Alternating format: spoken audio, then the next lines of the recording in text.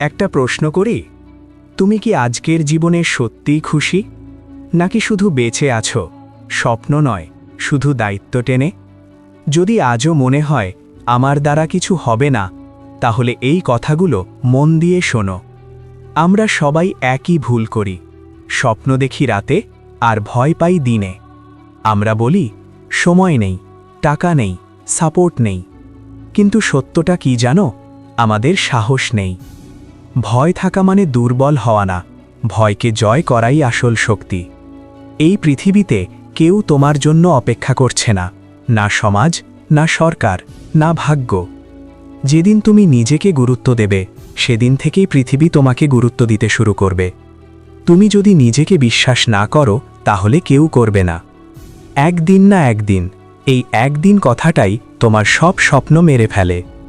কারণ সফল মানুষ অপেক্ষা করে না, সে সিদ্ধান্ত নেয়। আজ যদি তুমি শুরু না করো, আগামীকালও তুমি একই জায়গায় দাঁড়িয়ে থাকবে। মনে রেখো, তোমার গল্প এখনও শেষ হয়নি। তুমি হার করনি, তুমি শুধু থেমে গিয়েছিলে। আর আজ আবার দাঁড়ানোর দিন। তুমি সাধারণ নও, তুমি তৈরি হয়েছ লড়াই করার জন্য। আজ নিজেকে একটা প্রতিশ্রুতি দাও, আর কোনো অজুহাত না, আর নিজেকে ছোট করা না। আজ থেকে বলো, আমি পারব, আমি করব, আমাকে করতেই হবে।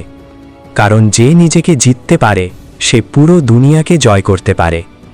একদিন মানুষ বলবে, ওর ওপর কেউ বিশ্বাস করেনি, কিন্তু ও নিজেই নিজেকে বিশ্বাস করেছিল।